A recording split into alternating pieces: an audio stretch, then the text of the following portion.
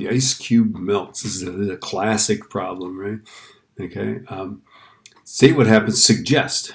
Just suggest it, right? What happens to the level of the water in the tube? We have 3 marks, so we need to sort of explain here, right?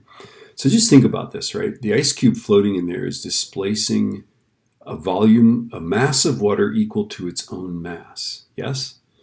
Okay. Does it, and when it melts, does its mass change? You just need to answer that question. Does its mass change? Because if the mass doesn't change, then the amount of water it's displacing will not change. And if the amount that the water that's displaced isn't changed, then the water level won't change. Yeah? All right. B, a horizontal pipe is inserted into the cylindrical tube so that its center is at a depth of 5 meters from the surface. The diameter of the pipe is half that of the tube. Okay, outline why U equals 4V. Well, let me tell you why. What you're going to use is area 1. Okay, and area 1 would be this cross-sectional area. V1 equals A2 V2. Now remember, these areas are pi r squared, right? So make an expression here, plug in that, right? Okay, and the reason why this velocity here, let's see, is u. This velocity here is u. Okay, and this velocity here is v, right? The reason why this one is 4 times v is because of that area difference, right?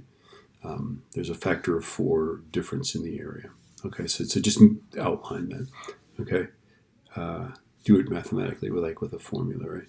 The density of the water is 1,000 kilograms per cubic meter. Calculate U. This is a Bernoulli equation. Okay, so this is super fun. Let's set this bad boy up here. We need some space though. Okay, so let's see, pressure. I'll call this pressure. We'll call this situation A and call this situation B. Okay, so pressure A plus rho GHA plus 1/2 rho VA squared is equal to pressure B plus rho GHB plus 1/2 rho VB squared. All right. I think that the pressure is the same because this is the atmospheric pressure would be negligibly different in 5 meters. Okay. I think that pressure B is, or height B is 0. Okay. But velocity A is not 0 because this is like, they made a whole point of like, there's a relationship between this, right? Okay. So we're supposed to calculate U. Let's see, U is that velocity there. Okay. I think we can do this. Okay. So we're going to plug numbers into this, right? This is going to be 5 meters. The density, you'll plug in the density. There. Oh, yep, we got the density. You'll plug in 9.81 for that, right? Plug in 1,000 for that, right? This velocity, you're going to plug in. U over 4. Remember that whole thing is squared, so ultimately you'll have u squared over 16, right?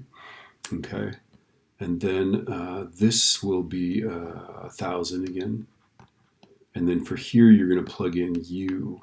Yeah, so do all those substitutions, right? So put 1,000 in there, 9.81 there, 1,000 in here, 1,000 in there, right? The only thing you won't know is u. Okay. Remember that this whole term is squared. When you plug it in there, it's going to be this thing squared, right? Okay. And then ultimately just work it around. You'll get an expression solve for u. U equals whatever. Okay. Now let me tell you that I got a number when I did it. Hold on. It's going to be exciting. I got a number between 10 and 11. A number closer to 10. Okay, I'm just saying. All right.